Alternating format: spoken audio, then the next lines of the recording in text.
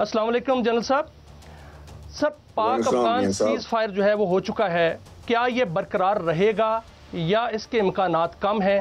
क्योंकि कल जब सीज फायर हुआ अभी 24 घंटे नहीं हुए थे तो आज फितनतुल ख्वारिज ने दरअंदाजी करने की कोशिश की, जिस पर 50 फितनतुल ख्वारिज जो है वो हलाक कर दिए गए। एक कार्रवाई में 34 हलाक कर दिए गए।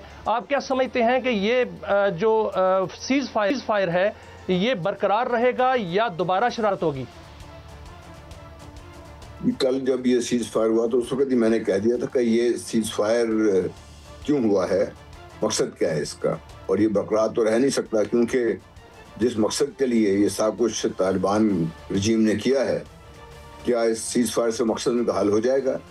नहीं, क्योंकि वो जो कुछ कर रहे हैं और जो कुछ उनको जो बैक करने वाले हैं भारत है, और जिनको अमेरिका उनको $3-3.5 बिलियन दे रहा है, उनको मोसाद वहाँ मौजूद है, क्या वो उनको छोड़ेंगे कि भाई आप रुक जाएं अभी और ना करें इसको? क्योंकि ये पाकिस्तान तो कोशिश करता रहा है, काफ़ी अरसे से इनके पीछे पड़ा हुआ है। जब से तालिबान रजीम आई है पाकिस्तान उस वक्त से इनके साथ लगा हुआ, क्योंकि ना खुद इन्होंने दोहा अकॉर्ड का जो पहला पॉइंट यही था कि अपनी सरजमीन को ये टेररिज्म के लिए इस्तेमाल नहीं होने देंगे, लेकिन उन्होंने उसको ना सिर्फ नजरअंदाज किया बल्कि पाकिस्तान के खिलाफ बाकायदा जो एक प्रॉक्सी वॉर है उसका हिस्सा भी बने, और सो कॉल्ड तहरीक तालिबान पाकिस्तान को पूरी तरह सपोर्ट भी करते रहे और कर रहे हैं अभी भी इसमें।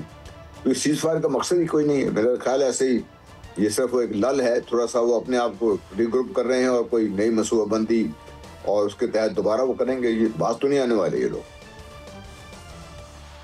बिल्कुल ठीक है सर, देखा जाएगा जब वो दोबारा शरारत करेंगे तो फिर पाक फौज मुंह तोड़ जवाब देगी। सर, एक इत्तला है, मैं आपके सामने रखूंगा, फिर इस पर जो है वो आपसे तबसरा लूंगा कि खबर यह है कि सऊदी अरब और कतर ने जो है सीज फायर में किरदार अदा किया है, और ये भी इतलात मिल रही हैं कि तालिबान रजीम ने सऊदी अरब और कतर से दरख्वास्त की थी कि हमारा सीज फायर कराया जाए, जिस पर कतर और सऊदी अरब ने उनको पाकिस्तान से दरख्वास्त की। पाकिस्तान ने कहा कि तालिबान रजीम जो है वो इस हवाले से बराह रास्त दरख्वास्त करे। फिर उन्होंने तालिबान रजीम ने दरख्वास्त की और मुल्ला हैबतुल्लाह जो है उन्होंने सिराजुद्दीन हक्कानी को कहा, सिराजुद्दीन हक्कानी ने रब्ता किया और सीज फायर हो गया। आप क्या समझते हैं कि जो मुल्क इसमें इन्वॉल्व हैं इसमें सालसी में, और ये भी कहा जा रहा है कि कतर में एक बड़ा डेलीगेशन अफगानिस्तान की जानिब से भी पाकिस्तान की जानिब से भी बातचीत करेगा, दोहा एग्रीमेंट पर क्या बात होगी? क्या ये वहाँ पर गारंटी दी जाएगी कि पाकिस्तान में दहशतगर्द जो अफगानिस्तान से दहशतगर्दी जो है बंद हो जाएगी आइंदा से?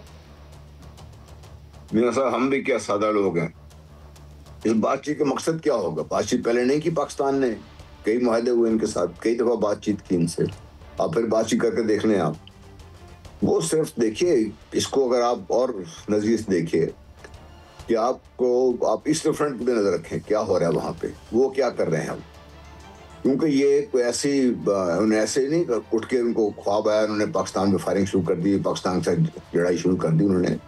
ये एक बाकायदा एक मनसूबे के तहत सब कुछ हो रहा है ये, और बातचीत कर लें आप, इसके बाद देखिए क्या होगा। ये अगर ये बातचीत के जरिए, मैं समझता हूँ कि पाकिस्तान ने अपने दोस्तों के कहने पर ही कर तो दिया, और जिन्होंने भी पाकिस्तान से बात की और फिर ये तालिबान के रजीम के लोगों ने पाकिस्तान से बात की, वो ठीक है, सारा कुछ अच्छा किया पाकिस्तान ने, लेकिन इसके नताइज के बारे में नजर रखनी चाहिए, क्योंकि बातचीत उस वक्त मुनासिब है जब पाकिस्तान अपनी शराइत उनके सामने पहले रख दे कि ये शराइतें हमारी, इन शराइत के तहत बातचीत हम करेंगे और फिर बात आगे चलेगी। उन शराइत में ये बड़ा वाज़ेह होना चाहिए कि नंबर एक, ये जो आपकी ड्यूरेंट लाइन के ऊपर जो बात शोर में चाहते हैं इसमें बात नहीं होगी, इंटरनेशनल बॉर्डर्स को तस्लीम करें, नंबर एक। नंबर दो, ये जो दहशतगर्दी के जो भी ठिकाने हैं उनको ख़त्म करें और दहशतगर्दों को ख़त्म करें और उनको अपने जेल में डालें, उनको जो भी सज़ा देना चाहते हैं दें उसके बाद। और ये सब जब पाकिस्तान की जब ये हो, और उनका ये नहीं कि सिर्फ वो बातचीत के लिए वो कहते हैं जी हम कर देंगे, नहीं, बाकायदा इसका ऐलान हो, फिर पाकिस्तान आगे बात करे कि हाँ ठीक है। पाकिस्तान ने भी कुछ इक़दाम उठाए हैं, ट्रांजिट उनका जो है उसके ऊपर विड्रॉ कर लिया पाकिस्तान ने, उसको गेट्स उनके बंद कर दिए हैं। उनको पता है पाकिस्तान क्या कर सकता है, लेकिन वो बात आने में नहीं है कि वो पाकिस्तान ने तो बारहा ये करके देख भी लिया। इससे पाकिस्तान ने बात भी की, पाकिस्तान ने उनको, मैं छोटी तारीख की जाने की जरूरत नहीं है, लेकिन मैं जो चीज़ मुझे समझ हासिल हूँ, क्या हम इस बात को नहीं समझ रहे कि क्यों ये कर रहे हैं ये लोग। ये इसके मुहर्रिकात क्या हैं, क्यों कर रहे हैं लोग सारा कुछ ये। और ईस्टर्न बॉर्डर पे जो आप इतलात सुन रहे हैं, जो बातचीत सुन रहे हैं, जो मैं कुछ वाइब्स आ रही हैं, वो भी तैयारी कर रहे हैं।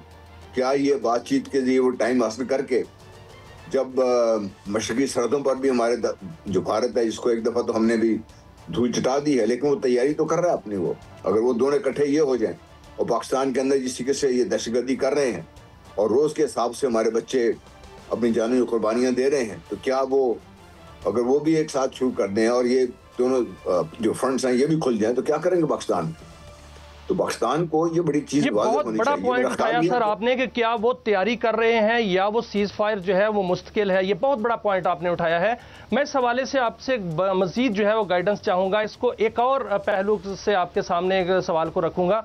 साथ में सर ये सवाल उठाऊंगा कि जो 11 अक्टूबर से लेकर 15 अक्टूबर तक पाकिस्तान पर हमले किए गए फितनतुल ख्वारिज की जानिब से, फितनतुल हिंदुस्तान की जानिब से और अफगान तालिबान रजीम की जानिब से, उस पर जो है पाकिस्तान ने मुंह तोड़ जवाब दिया। वहाँ जो अफगान बॉर्डर के पास जितने भी ठिकाने थे उसको तबाह कर दिया, बल्कि काबुल में और कंदहार में बरीक बिनी से उनके जो है वो ठिकानों को निशाना बनाया गया। सर कौन से हथियारों का इस्तेमाल किया गया होगा, क्योंकि वहाँ वो फासला काफ़ी दूर है, नंबर एक। नंबर दो, ये जो आपने बात की है कि एक टाइम तो गेन नहीं किया जा रहा, क्या सर ऐसा ही है? क्योंकि भारत इसके पीछे है।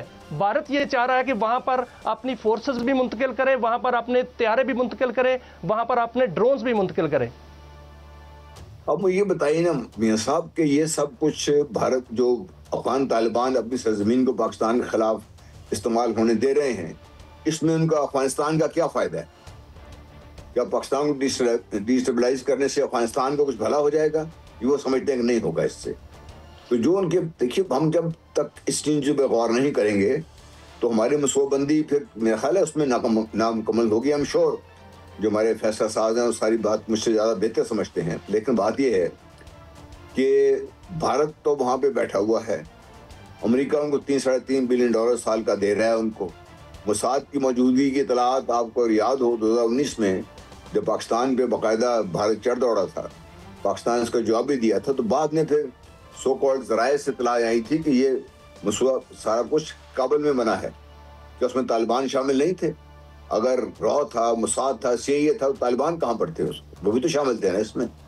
तो मैं समझता हूँ कि हमें ये एक पूरे बैकग्राउंड को समझने के बाद ठीक है बातचीत करनी चाहिए। हमारे दोस्तों ने कहा है, हमारी बड़ी कदर करते हैं सबकी और हमें बातचीत करनी चाहिए।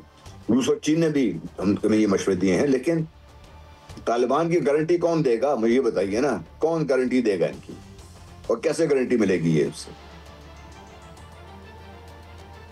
यानी सर हमें होशियार रहना चाहिए कि एक नई जंग छिड़ सकती है, नई जंग के लिए वक्त लिया गया है। के पास अल्हम्दुलिल्लाह हर किस्म का हथियार मौजूद है।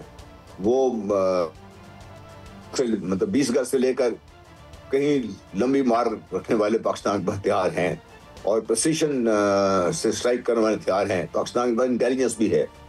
और पाकिस्तान ने, मैं ये देख रहा था कि हमारी एक बेटी ने बाकायदा जो फाइटर जेट गए थे जिन्होंने काबुल में बमबारी की है, ये प्रिसीजन स्ट्राइक की है, वो हमारी एक बेटी थी हमारी। और ये भी अल्हम्दुलिल्लाह पाकिस्तान को एजाज़ हासिल है, ये पाकिस्तान के बच्चों को एजाज़ हासिल है। तो हमने तो तोहफाना इस्तेमाल हुआ है पाकिस्तान की तरफ से, और तोहफाने में भी पाकिस्तान के पास अल्हम्दुलिल्लाह काफ़ी रेंज है इस वक्त। हमारे पास रॉकेट्स भी हैं, हमारे पास गाइडेड रॉकेट्स भी हैं।